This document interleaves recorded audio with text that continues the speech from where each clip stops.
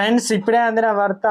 BRS BSP senior అగ్రనేత అనగా MP అభ్యర్థుల 2 సీట్లు రద్దు, ఈసీ సంచలనమైన వార్తలు అయితే వస్తున్నాయి. దీనికి సంబంధించి వివరాలు చెప్పడానికి వీడియో చేయడం జరుగుతుంది. చాలా మంది చూస్తున్నారు కానీ సబ్స్క్రైబ్ గా మర్చిపోతున్నారు. దయచేసి ఛానల్ సబ్స్క్రైబ్ కానీ బెల్ ఐకాన్ ఆల్ ట్యాప్ చేయండి.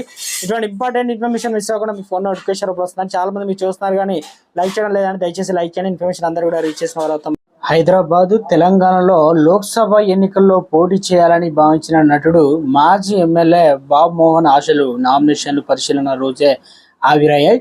వరంగల్ ఎంపీ సీటుకు దాఖలు చేసినటువంటి నామినేషన్ పత్రాల్లో ప్రతిపాదించిన వ్యక్తుల సంతకాలు లేకపోవడంతో తిరస్కరించారు. ఎన్నికల అధికారులు ఇటీవల బాబు మోహన్ ప్రజాశాంతి పార్టీలో చేరారు. చేరినంత వేగంగా ఆ పార్టీ నుంచి బయటికి వచ్చేశారు.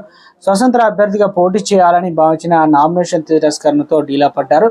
ఇక సీనియర్ నేత మాజీ ఎంపీ మందా జగన్నాథం నగర్ కర్నూలు స్థానానికి బీఎస్పీ అభ్యర్థిగా వేసినటువంటి నామినేషన్ సైతం తిరస్కరించారు అధికారులు.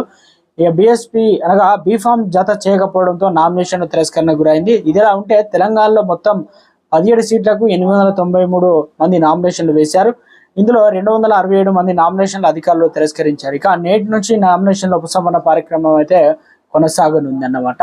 మొత్తానికి బీఆర్ఎస్ కి సంబంధించి గతంలో ఎమ్మెల్యేగా కొనసాగిన కీలక నేత ఇక ప్రస్తుతానికి బాబు మోహన్, ఇక తర్వాత కొద్ది కాలంలో ఇప్పుడు ప్రస్తుతానికి ప్రజాశాంతి పార్టీ చేరి తర్వాత అంతఃస్పీడ్తో బయటకు వచ్చి స్వతంత్ర అభ్యర్థిగా గెలుపొందాలి. ఇక వరంగల్ నుంచి తాను స్వస్థలంగా అక్కడి నుంచి గెలవాలని నామినేషన్ వేశారు. మొత్తానికి ఇక్కడ తిరస్కరణకు గురి కావడం రాష్ట్రంలోనూ. ఇక మాజీ ఎంపీ మందా జగన్నాథం సంబంధించి నగర కర్నూలు బీఎస్పీ అభ్యర్థి వేసిన నామినేషన్ సైతం తిరస్కరించడం ఇద్దరికీ ఊహించని విధంగా భిక్షకే ఇచ్చిందంటున్నారు రాజకీయ నిపుణులు.